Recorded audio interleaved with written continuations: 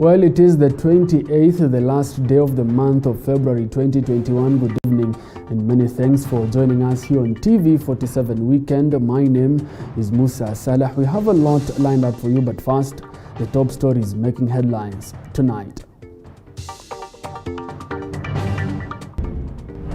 Tonight, Deputy President takes his 2022 presidential bid campaign to Murang'a, insisting he's the best candidate to complete Jubilee legacy projects. Also tonight, ODM leader Raila Odinga takes the BBI bill crusade to Busia, lashing out at DP Ruto for not leading a no campaign against the BBI. And tonight, we tell you how electric fences have become the solution to forest and wildlife that face imminent destruction by humans. Welcome to the broadcast. Minnie Mbesa is our sign language interpreter. TV47 Weekend begins right now. Deputy President William Ruto took his hustler campaign to President Uhuru Kenyatta's Mount Kenya backyard on Sunday, where he called on the residents to support his presidential bid ahead of next year's polls. Accompanied by several leaders allied to his Tanga faction within the government, Ruto has said he is better suited to finish the job he and President Kenyatta began while slamming leaders out to spoil the government's track record. David Mudoka reports.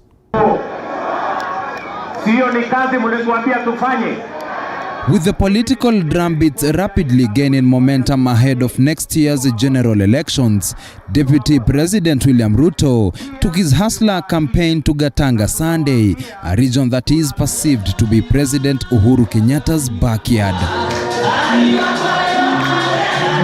Accompanied by several leaders allied to him, Ruto began his tour of Gatanga at the AIPCA church in Gatura before making afternoon stops in Dakaine, Ndunyuchege and Mukarara. Naona hurubaro iko hapa. Hii hurubaro, tunataka kutumia hii hurubaro kukumbusha wale ya kwamba kazi ni kazi. Ama ni aje? Tuko pamoja? Na kwa hivyo wakati mimi niko hapa Gatanga, niko kwa wadosi wangu walioniajiri kazi. In his charm offensive to the residents, Ruto called on them to back his bid for presidency, insisting that he is not only the right candidate for the job, but also better suited to complete the agenda of the current regime. Rais Uhuru Kenyatta akikamilisha nafasi yake, sisi ambao tumebaki tutahakikisha ya kwamba tunatimiza ile ahadi na ile mpango tulikuwa naye. Roho yetu na watu wa Murang'a tuko katika hasla. Naona Mungu ametuma huko hawa jamaa wametawanyika mara 7. Unasikia Joho anaongea hii, Kingi anaongea hii, wengine wanaongea ile, lakini hasla anapita hapo katikati na pwani itaingia katika taifa la nini? La hasla. And just a day after Ruto stated that the BBI bill was not a priority for the country, the second in command said that it is only a matter of when, not if, the country will put the ongoing constitutional review behind and focus on other issues affecting wananchi. Hapa katikati wanatusumbua, wanalete fitina, wanalete ukorofi, wengine wanalete matusi. Tunawaambiwa tujiepushe na tujiathari na watu wanaounda sheria za kuwakandamiza maskini. Wacheni kutupush. Sisi hatuchezi mpira yenu. Endeleeni na BBI yenu. Mtagoja hii team. This team is busy. The leaders also scoffed at a recent meeting at State House involving President Uhuru Kenyatta and leaders Raila Odinga, Kalonzo Musyoka, Musalia Mudavadi, Charity Ngilu, Moses Wetangula, as well as Gideon Moi that followed the BBI bill triumph at the county assemblies. While urging the Sikhs to prepare for battle, the Tanga leaders have stated the keys to State House are no longer at the house on the hill, but with the electorate. Na hata kama wanataka kusubua rais mambo ya endorsement, asisubuliwe na wanaume 6, wakae, wasikizane, watoe moja, aende kwa rais, atafuta endorsement. Sasa rais ataendorse nani? Kalonzo ndio huyu anakuja asubuhi. Musalia anakuja saa 4. Raila anakuja usiku. Gilu ako pale. Si wanasubua rais? So wakati pia tulichagua Uhuru 2013, tulijua 2022 tutapatia huyu William Ruto. Sasa anataka turudi tena kwa kitanda tulale tuote tena, na sisi ni watu busy. We are busy people. Tuko busy kwa mashamba, tuko busy kwa mabiashara. We cannot waste all our time changing decisions every day. Ruto's campaigns have recently come under sharp criticism from his boss, President Uhuru Kenyatta, who has regularly accused his deputy of running his own agenda at the expense of their joint goals. David Mudhoka, TV47. ODM leader Raila Odinga has criticized Deputy President William Ruto for failing to openly oppose the Building Bridges Initiative Amendment Bill. Odinga accused the Deputy President and his allies of being cowards for not declaring their stand even as the document continues to gain popularity across the country. The former premier, who was in Busia County, also dismissed Ruto's hustler versus dynasty narrative, further hinting that the race to the house on the hill would be between the DP and himself. Busia County was a beehive of activities as ODM leaders crisscrossed the county campaigning for the BBI Amendment Bill 2020. ODM leader Raila Odinga attended a church service at the St. Stephen's Luanya Catholic Church, after which he lashed out at Deputy President William Ruto and his allies for failing to take an open stand of rejecting the document. Walisema ya kwamba wao wanapinga BBI, ati wanasema wataki BBI wakati huu. Sasa tunaona kama wameanza kuogopa. Nasema wanasema no pale, sisi tuseme yes, tukurana na wewe kwa debe. Sio sawa? Sasa aseme no, sio? The ODM leader further tackled the issue, now being perceived as a possible coalition headed by him as the flag bearer to take on the DP head-on come 2022, hinting that the race to the house on the hill would be a two-horse race. Upande mwingine nasema tio, watu wengine wanafanya mkutano na nini, hapana mtu haweza kuogopa. Na kama ruti hiyo nataka nini?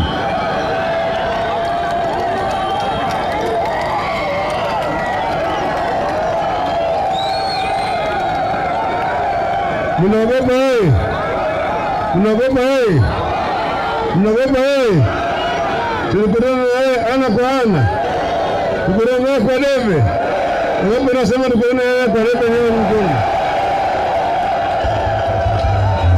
He also dismissed the hustler dynasty narrative by Ruto and his allies, terming them baseless, adding that the DP was not to be trusted as the head of state owing to failed promises to the people of Kenya during their campaigns that saw him and President Uhuru Kenyatta clinch power. The ongoing bitter divorce between the former Prime Minister and his co-principals of the NASA coalition did not go unmentioned. Raila dismissed the issue as bygones. Raila is expected to begin his 5-day tour of the coast region Monday. Ruth Mulandi, TV47. After humiliating defeat in Gaturi and Lakeview ward by-elections, the Jubilee Party is determined to clinch the London and Hells Gate wards by-elections in the coming week.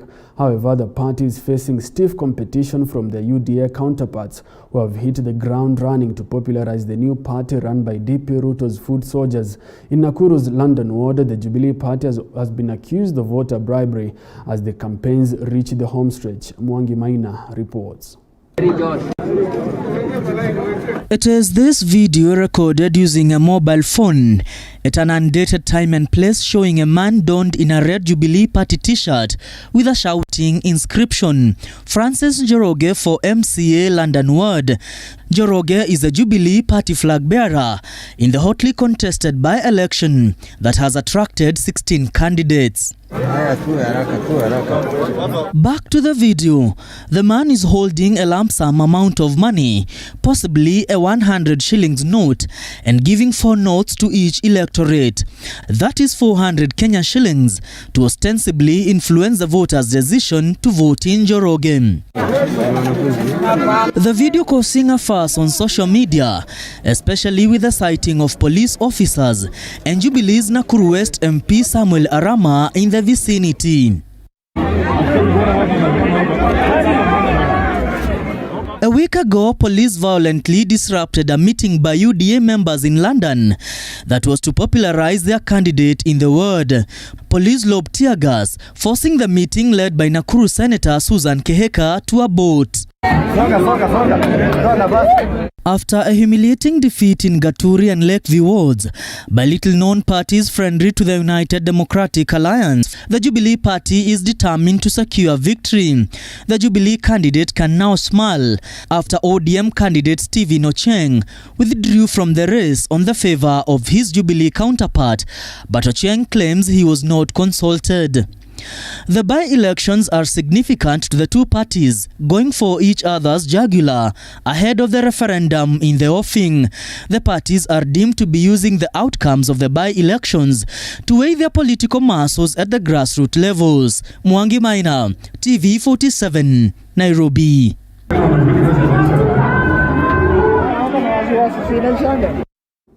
Now, barely a week after Deputy President William Ruto and his brigade led an onslaught in Gideon Moi's backyard, the KANU chairman on Sunday led his brigade to Baringo North to Kabartonjo to popularize the BBI. Flanked by Party Secretary General Nick Salat, former Eldama Ravine MP Musa Sirma, and Baringo Woman Representative Gladwell Cheriot, the Baringo Senator said Rift Valley politics will change and want the people of Baringo to shun what he said is divisive politics spearheaded by Deputy President William Ruto and his allies. He said the people of Baringo cannot afford to be out of the government after the 2022 elections. Tusitusiane.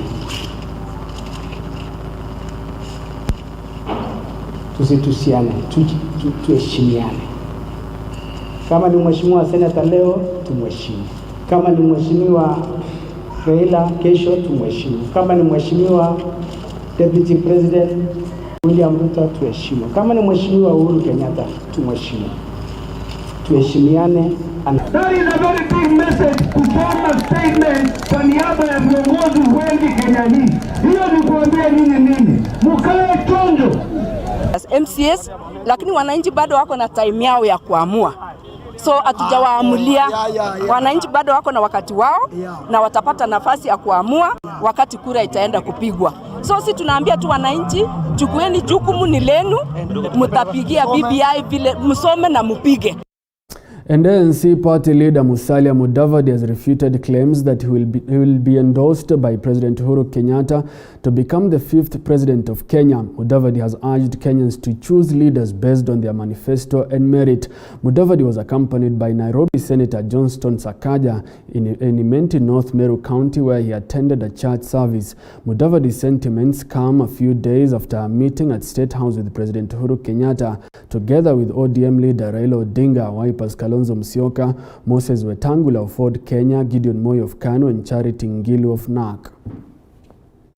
Na kura zikatiririka kama mvua. Mimi nawaomba tukienda mbele, vile mlimpatia kura, muniangalie vizuri.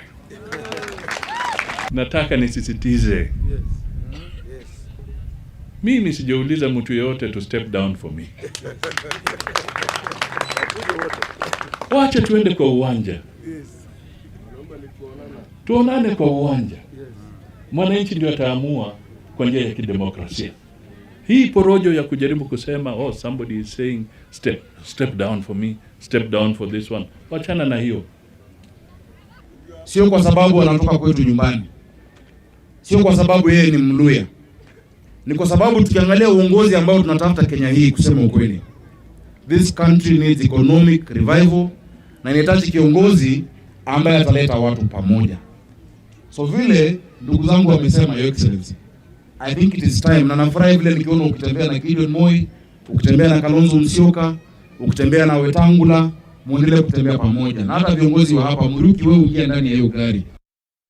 With the Matungu, Kabuchai and Machakos by-elections fast approaching, campaigns hit their peak this Sunday. Various leaders took to various regions to drum up support for their candidates. Among them, ODM party leader Raila Odinga, who pitched camp in the western region to rally support towards ODM candidate David Were ahead of Thursday's Matungu mini polls. As Time towards Thursday 4th by-elections in Matungu and Kabuchai draws nearer. Politics of party and kingpin supremacy have dominated the campaigns. ODM party leader Raila Odinga on Saturday drummed up support for the party's candidate David Were in Matungu. Akisimama katika bunge, akiwa anaongea, nusia kama kimya, hakuna mtu anasema ngwe. Kuna wengine wako ndani ya bunge lakini hawasimami. Ukiona kama wamesimama anaenda kwa choo.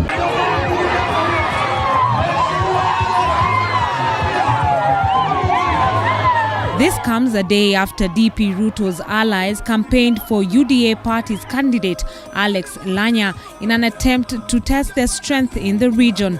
ANC's Peter Nabulindo has also received support from his party leadership. In Kabuchai constituency, Ford Kenya leader Moses Wetangula called for peaceful by-elections, even as he urged the IEBC to be on the lookout for possible electoral malpractices and use of public resources in the campaigns. Elsewhere, the Association of Communities drawn from the Mount Kenya region, popularly known as GEMA, has endorsed Maendeleo Chapchap Senate candidate Mutua Katuku for the position and declared they will rally all communities under that umbrella to elect him. Machakos Gema chairman Joseph Githehu led a congregation of members where they conducted a religious ritual at Machakos showground to bless Katuku in his bid to clinch victory in a by-election scheduled to be on 18th March following the death of Kabaka. Well, TV47 Weekend takes a short commercial break, but we'll be back with more. Remember, you can follow this live broadcast on www.tv47.co.ke. Cooking, jumping rope, skating, playing indoor games are just but a few of the ways we have fun at Kids on the Block.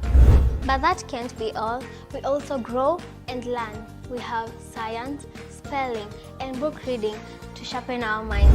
I, Whitney Dambia, will take you through all this just only on Kids on the Block every Saturday at 9:30 a.m. Stay tuned. What is the meaning of this? Huyu ni nani? Huyu ni nani? The drama continues. Ruby, mimi nilikwambia kwamba niko tayari kukuchukua wewe ukue bibi yangu. The secrets intensify. Unakuja tu kutembelea? Kunitembelea kwa nini? Unanitaka na unataka wafanyikazi wako? Toka.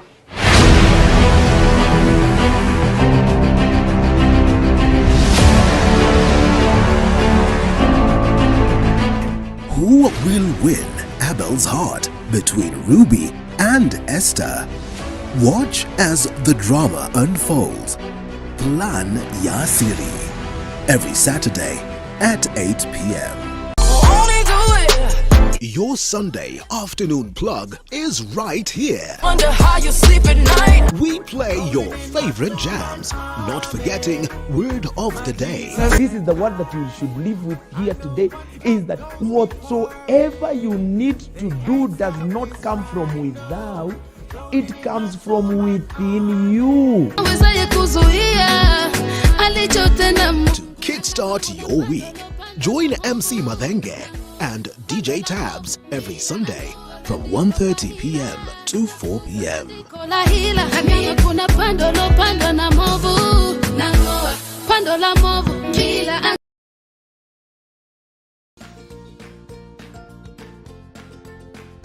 Cooking, jumping rope, skating, playing indoor games are just but a few of the ways we have fun at Kids on the Block.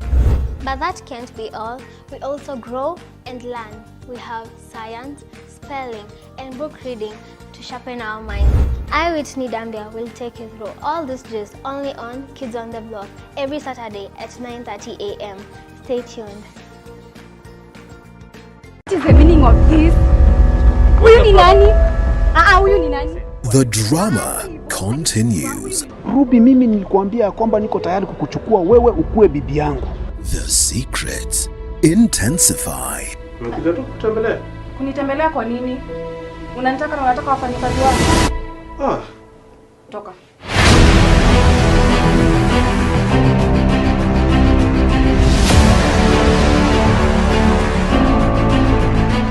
Who will win Abel's heart between Ruby and Esther?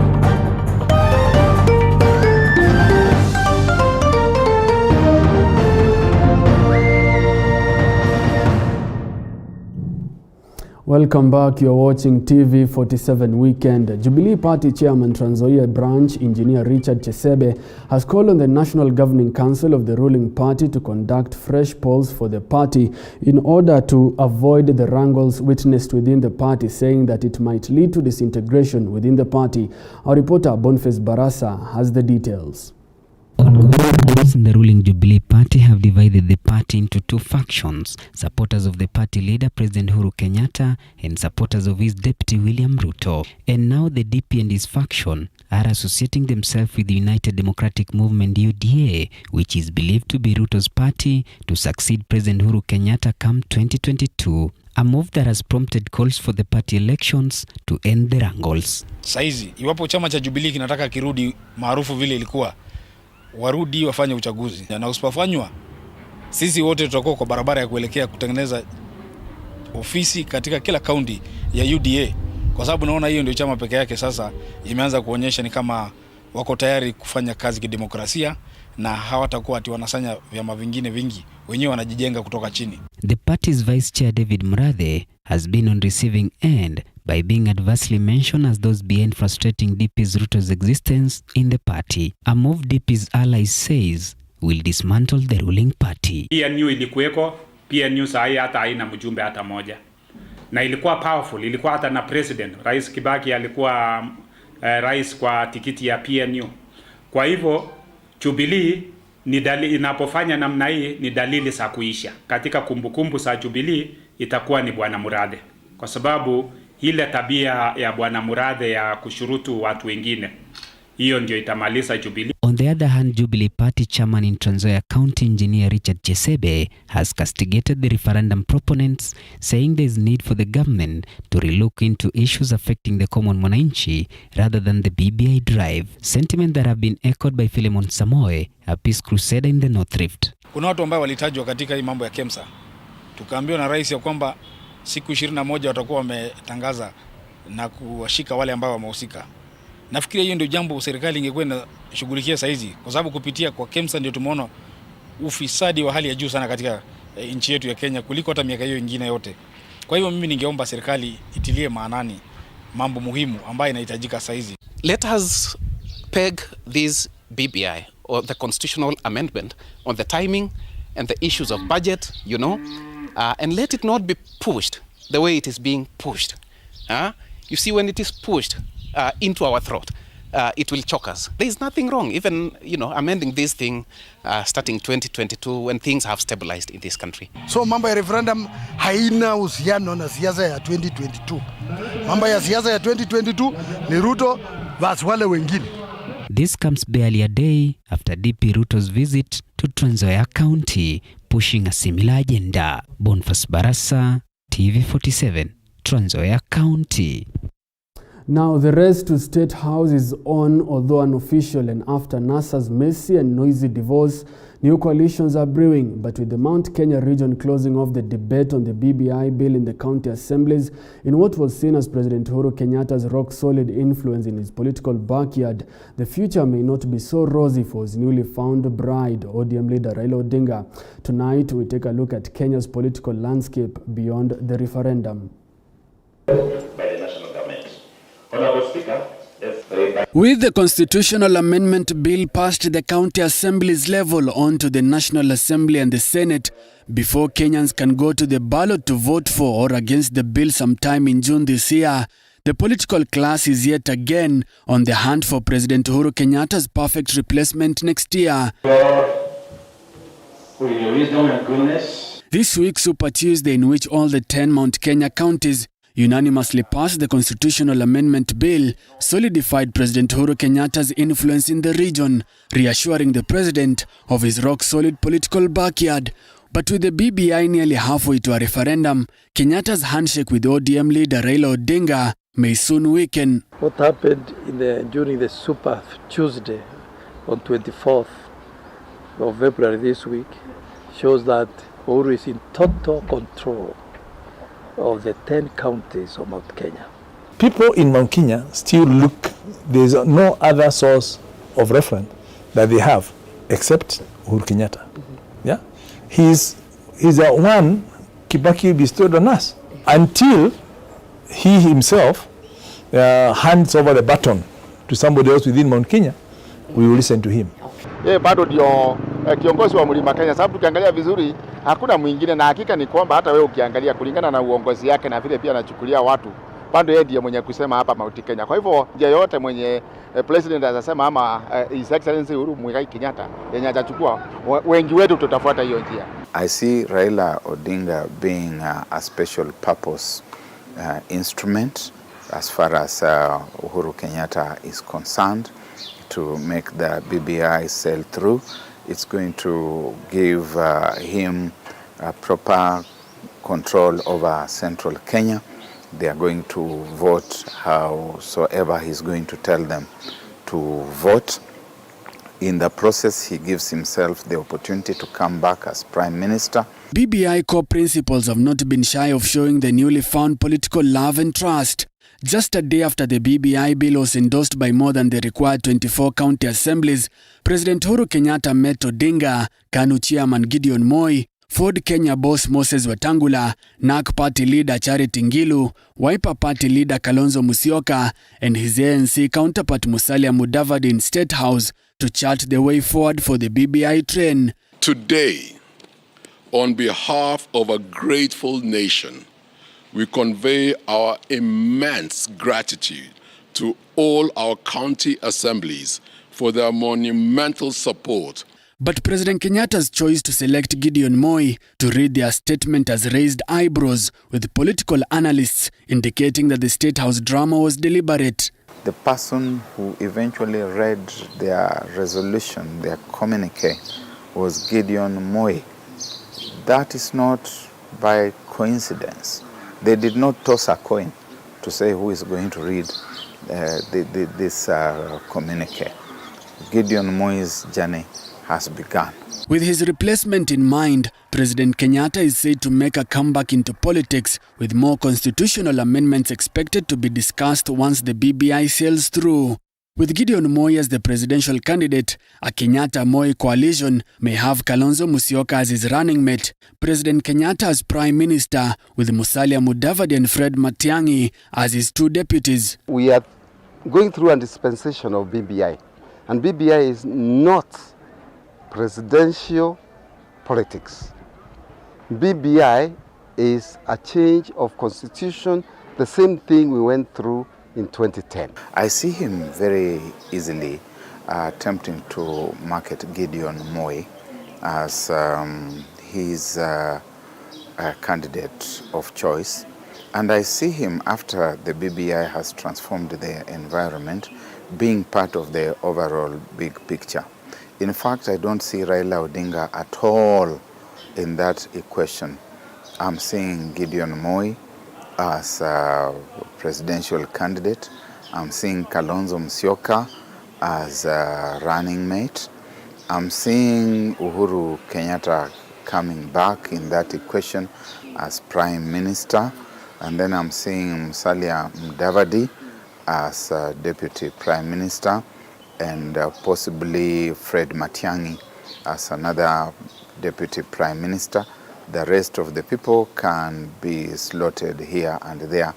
They don't matter very much, because once you get those five in a very clear template, then you have got the numbers that matter.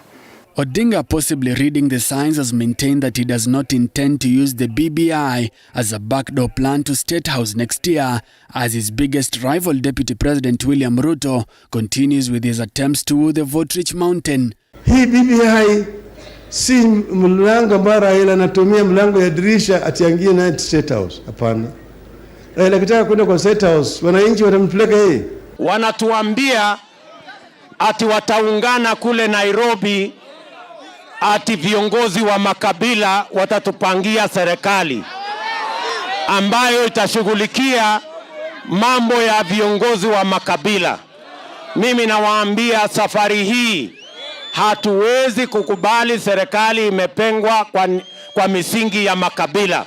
Just because you have a few greenhorns telling him, mobilizing people for him to go and talk. If you're talking to people you have mobilized, yeah? Are you expecting them to say anything different? Yeah? The test should be you go to a random place, yeah, and see how people take. He has made the entry into the mountain, and he has not, I think to be fair to him, been seeking anyone's endorsement. Everywhere he has been going, he's been trying to touch base with the electorate directly. But with Odinga out of the picture in a possible Kenyatta-Moi lineup, Odinga may join hands with his Tanga rival DP Ruto. But with the constitution limiting Ruto's shot at the office of the deputy president again, Odinga might be forced to back Ruto's presidential ambition, Wycliffe Oparanya as his running mate, to level Mudavadi's influence in Western Kenya, with Odinga eyeing the Prime Minister's position. After referendum, we are sure the former Prime Minister Raila will declare his position. In 2002, when Moi said Uhuru Tosha, Odinga decided that then let us run another Kikuyu candidate against Uhuru Kenyatta, and he said Mwai Kibaki Tosha.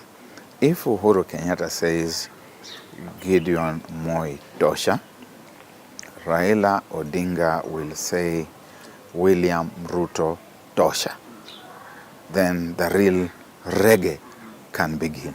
This even as Odinga's once most trusted allies Moses Wetangula, Musalia Mudavadi and Kalonzo Musyoka lashed out at Odinga for betraying them in the moments leading to the handshake, asking Odinga to endorse either of them. But as it stands, some of them may be forced to leverage their influence in their regions to join one of the two camps. Mzee wetu alikuwa amekubali kwamba atafyatua risasi, alafu apeane nafasi Kalonzo na afyatue yake, Musalia afyatue yake, Weta afyatue yake. The Niachie coalition as Mudavadi, Kalonzo Musyoka and Wetangula, they are really minnows in this whole thing up to where we have gotten.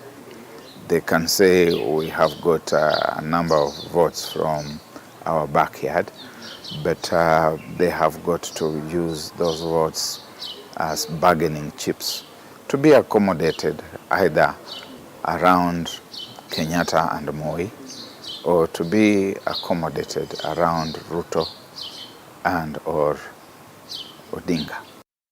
Well, TV47 Weekend takes another short commercial break, but we'll be back with more. Stay tuned. Cooking, jumping rope, skating, playing indoor games are just but a few of the ways we have fun at Kids on the Block. But that can't be all. We also grow and learn. We have science, spelling, and book reading to sharpen our minds. I, Whitney Dambia, will take you through all this gist only on Kids on the Block every Saturday at 9:30 a.m. Stay tuned. What is the meaning of this? Huyu ni nani? Huyu ni nani? The drama continues. Ruby, mimi nilikuambia kwamba niko tayari kukuchukua wewe ukue bibi yangu. The secrets intensify. Unakuja tu kutembelea. Kunitembelea kwa nini? Unanitaka na unataka wafanyikazi wako? Toka.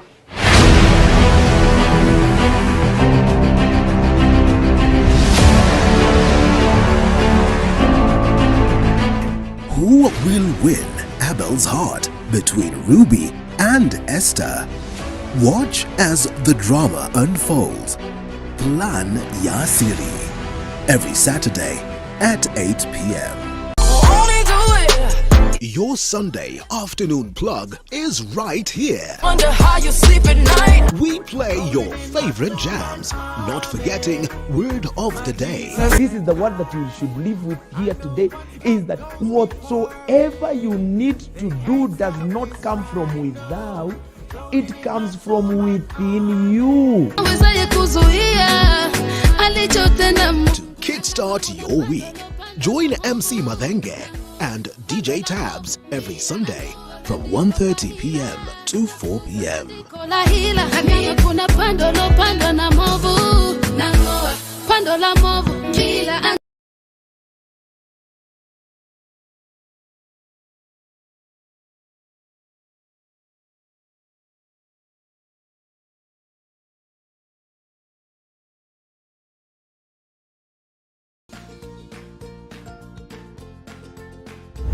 Cooking, jumping rope, skating, playing indoor games are just but a few of the ways we have fun at Kids on the Block. But that can't be all. We also grow and learn. We have science, spelling, and book reading to sharpen our minds. I, Whitney Dambia, will take you through all these drills only on Kids on the Block every Saturday at 9:30 a.m. Stay tuned. What is the meaning of this? Huyu ni nani? Huyu ni nani? The drama continues. Ruby, mimi nilikwambia kwamba niko tayari kukuchukua wewe ukue bibi yangu. The secrets intensify. Unakuja tu kutembelea. Kunitembelea kwa nini? Unanitaka na unataka wafanyikazi wako? Toka.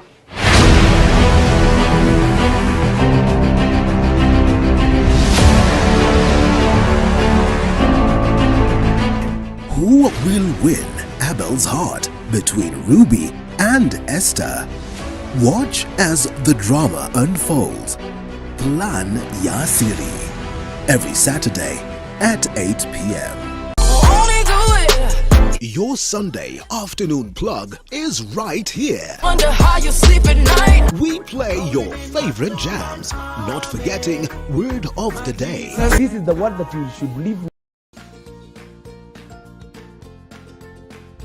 Cooking, jumping rope, skating, playing indoor games are just but a few of the ways we have fun at Kids on the Block. But that can't be all. We also grow and learn. We have science, spelling, and Welcome back. You're watching TV47 Weekend. Now, what can stop wandering elephants, illegal logging, and protecting sources of water? Kenyan environmental group Rhino Ark Trust has a solution that will help curb the situation. Mudhoni Maina reports. Ever thought of what you could do so as to minimize land degradation in water catchment areas? Well, the Rhino Ark Trust has put up electric fences around two key areas where rainfall feeds Kenya's rivers. More fences are being added around a third area in Mount Kenya, where 250 kilometers out of a planned 450 kilometers has been constructed.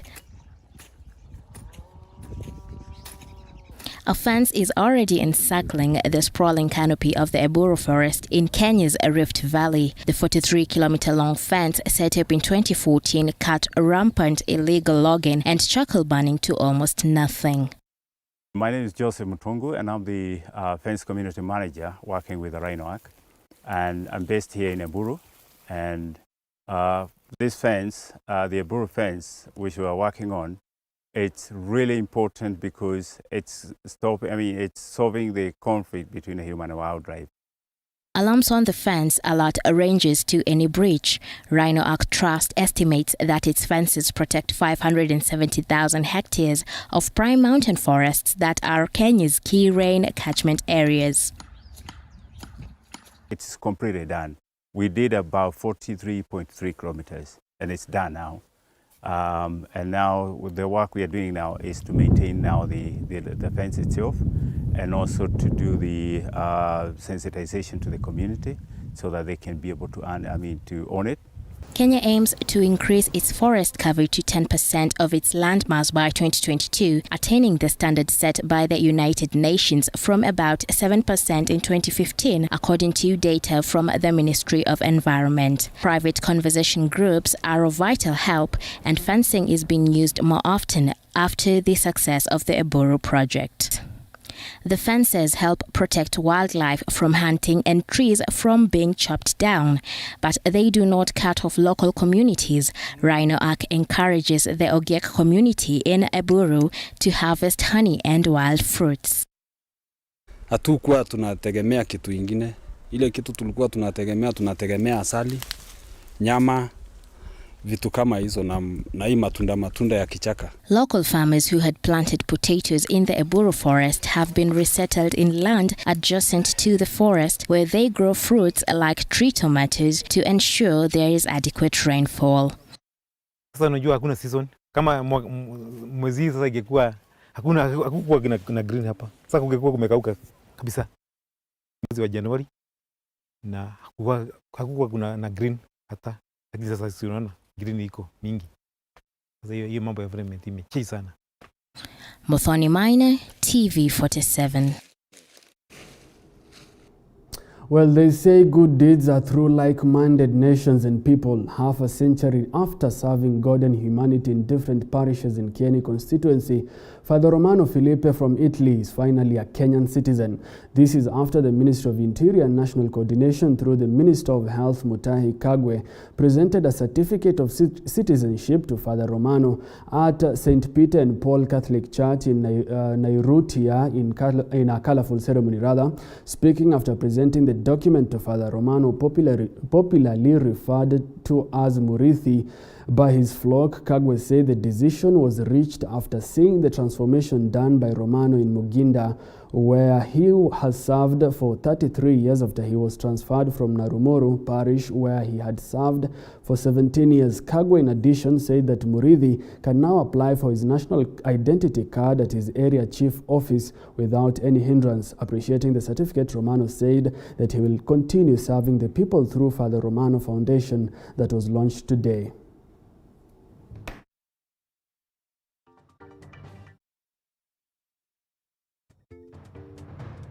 This is to certify that Romano Filippi, who was born in Portogruaro, Italian, on the 12th day, month of December 1941, has this 22nd day of February 2021 being registered as a citizen of Kenya under Section 13(4) of the Kenya Citizenship and Immigration Act. This is a citizenship certificate.